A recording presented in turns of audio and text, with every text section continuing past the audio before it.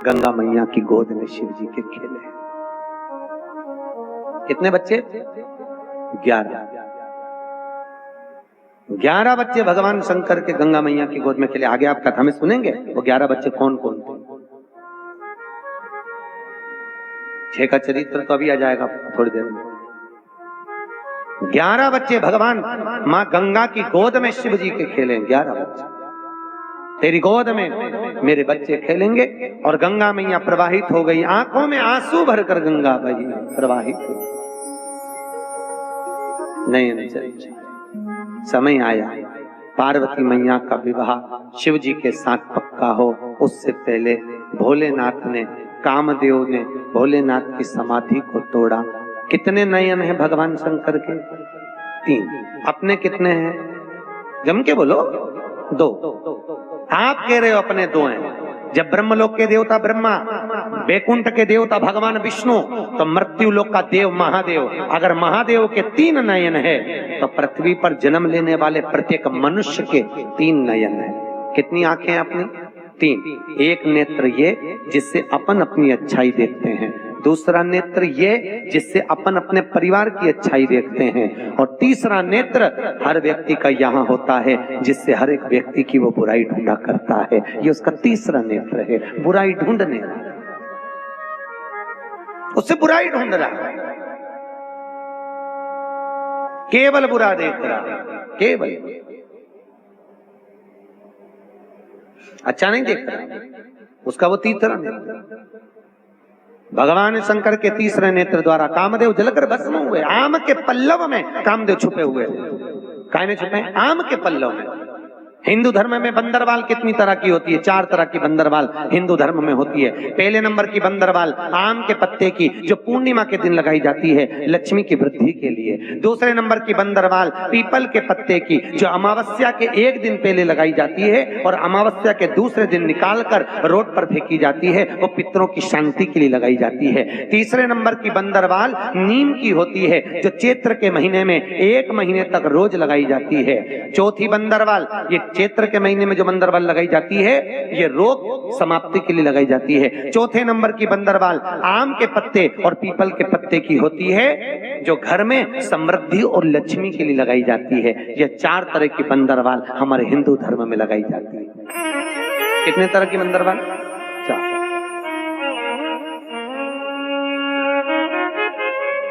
तो आम के पल्लव में, आम के पल्लव के अंदर कामदेव छुपे। हर हर महा, आवाज नहीं आई, जरा जोरदार बोलो, आनंद से बोलो, हाथ उठाकर हर हर। भगवान शिव ओगड़े दयालु दातार आम के पल्लव में कामदेव छुपे, तीसरे नेत्र द्वारा जलकर भस्म हुए। आगे जो चरित्र कहा है, भगवान शिव का विवाह पार्वती के साथ पक्का हो गया, विवाह हो गया। कल अपन ने दर्शन भी करा, भगवान शिव दरवाजे पर पहुंच भी गए, आरती निहारी, पर माता मीनावती की आंख में आंसू भर गए। बेटी को इसके साथ कैसे दे दूं जिसके शरीर पे कपड़े तक का ठिकाना नहीं है।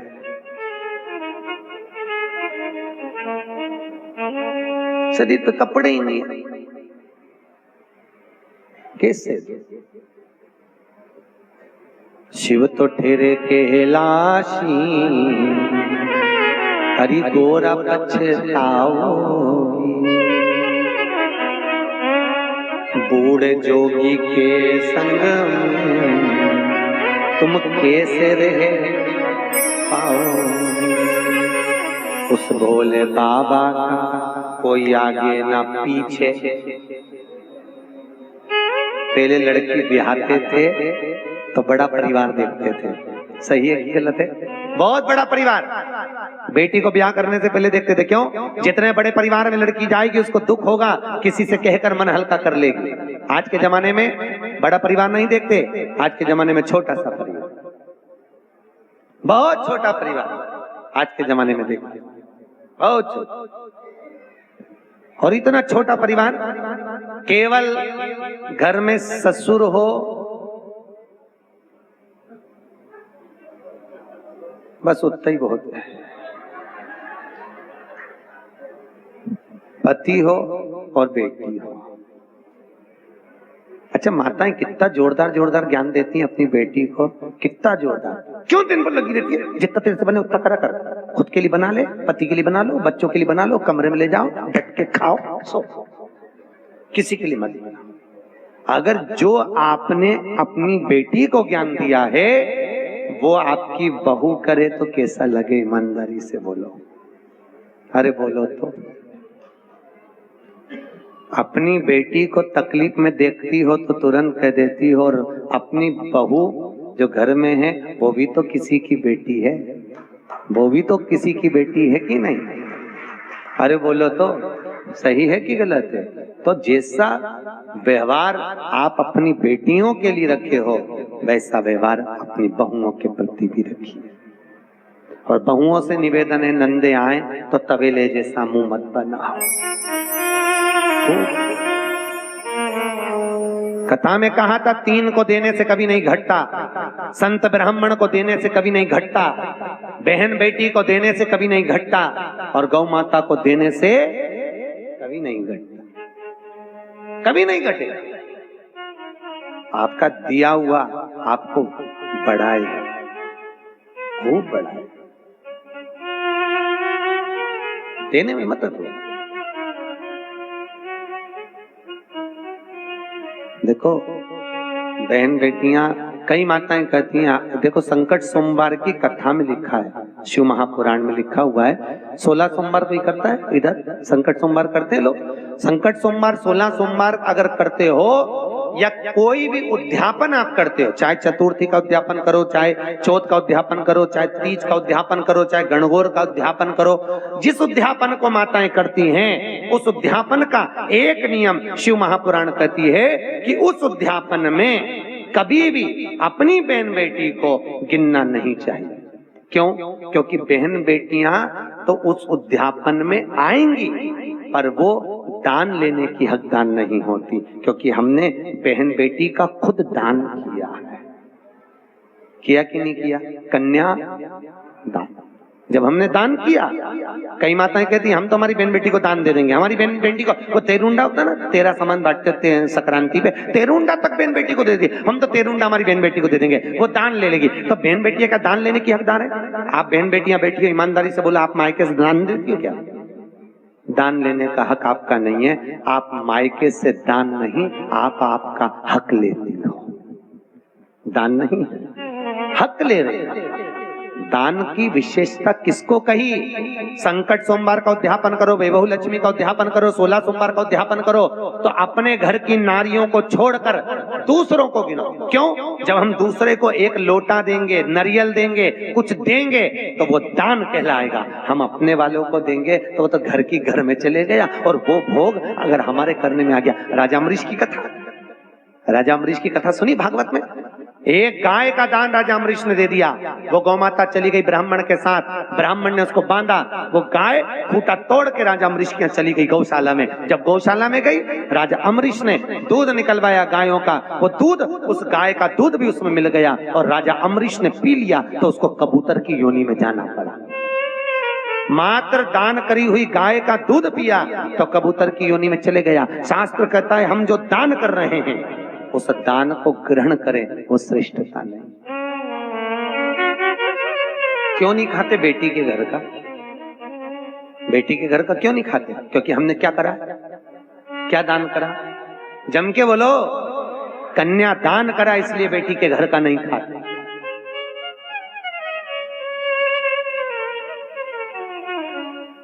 भैया नीरज भैया, कई जगह हम भंडारों में जाते हैं तो वहां लोग कहते हैं हमारी तरफ से भंडारे में 1 पीपा घी का दान। क्या बोलते हैं? 1 पीपा घी का दान।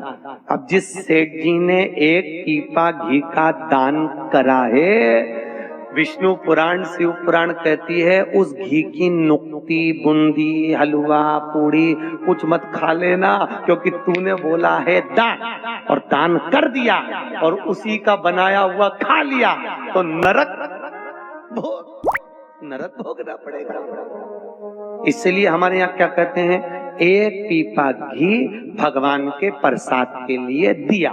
प्रसाद के लिए दिया तो तू भले अब नुक्ती घर में भर के ले जा, अब तू भले हलवा पूड़ी घर में भर के ले जा, क्योंकि प्रसाद तो ले सकते हो, पर जहां तुम्हारे मुख से निकल गया दान किया, मैंने 1 पीपा घी दान करा, मैंने 1 बोरी शक्कर दान करी, मैंने 1 बोरी गेहूं का दान करा, दान कर दिया, तो उसको भाग नहीं ग्रहण करना। राजा अम्बरीश ने गाय का दान देकर उसी गाय का दूध पी लिया तो नरक जैसा जीवन बीता, कबूतर की योनि में पड़ गया।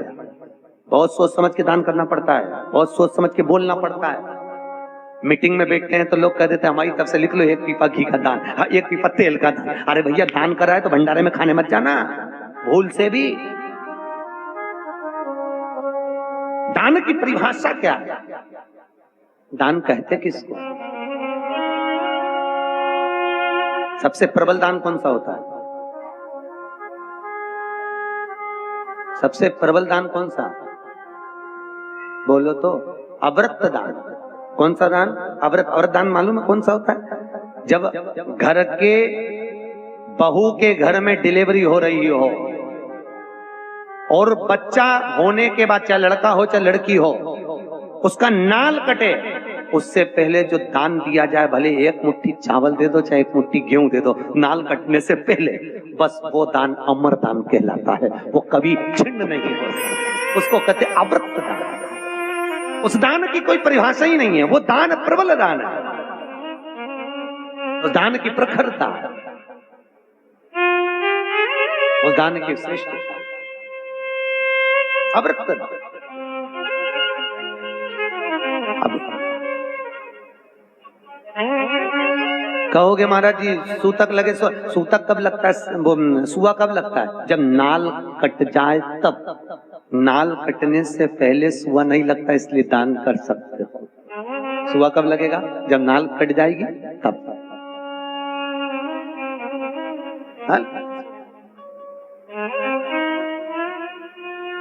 पर आज के जमाने में वो दान नहीं हो पाता, क्योंकि बच्चे हॉस्पिटल में जन्म लेते हैं। कितनी सुंदर बात की, पहले बच्चे दादी के घर में जन्म लेते थे तो दादी से प्रेम ज्यादा होता था, तो दिन भर दादी के पास रहते थे। नानी के घर में बच्चे पैदा होते थे तो नानी के घर से प्रेम होता था, मामा नाना मौसी से, तो उनके घर ज्यादा जाते थे। आज के जमाने में बच्चे हॉस्पिटल में पैदा होते हैं, इसलिए हर 2-4 दिन में हॉस्पिटल चले जाते हैं।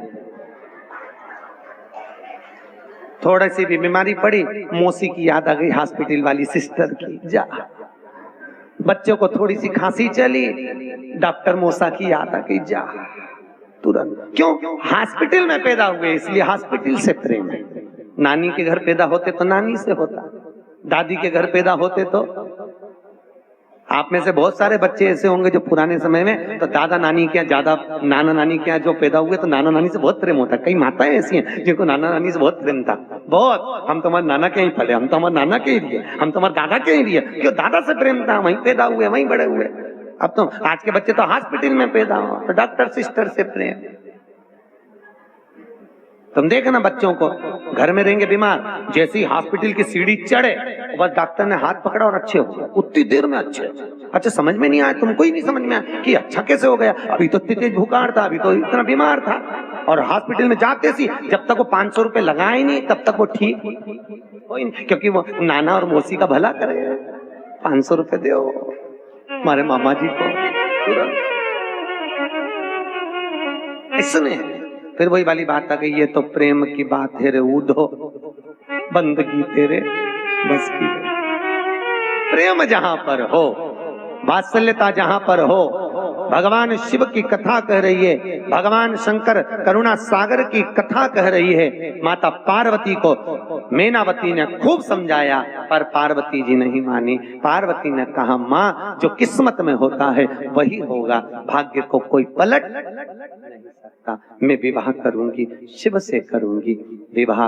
हो पहले सारे डाकनी पिशाचनी चुड़ैल भूत भयंकर सब आए, शादी में भोजन की तैयारी हुई। यहाँ 33 करोड़ देवी देवता बैठ गए, यहाँ भूत चुड़ैल बैठ गए, किसी के 12 मुंह किसी के 14 मुंह बैठे। पंगत लगी, पत्तल लगी, इधर लगती है पंगत, पत्तल लगी, इधर पत्तल लगाई, इधर आए पत्तल लगाने वाले, एक के 12 मुंह थे। उससे पूछा कौन से मुंह से खाएगा, पत्तल कितनी धरूं? उसने कहा 12 थाली रख, 12 पत्तल। 12 पत्तल जानते हो ना? अरे बोलो तो, पत्तल 12 पत्तल रखी। और आगे गए, एक का मुंह आगे पीछे, उससे पूछा दादा तू कहां से खाएगा? उसने कहा 2 पत्तल रख, एक आगे एक पीछे। और आगे गए, उसका मुंह ही नहीं था, केवल गला ही गला। उससे पूछा तू कैसे खाएगा? तो के बाल्टी में लाता जा, गला में कूटता जा।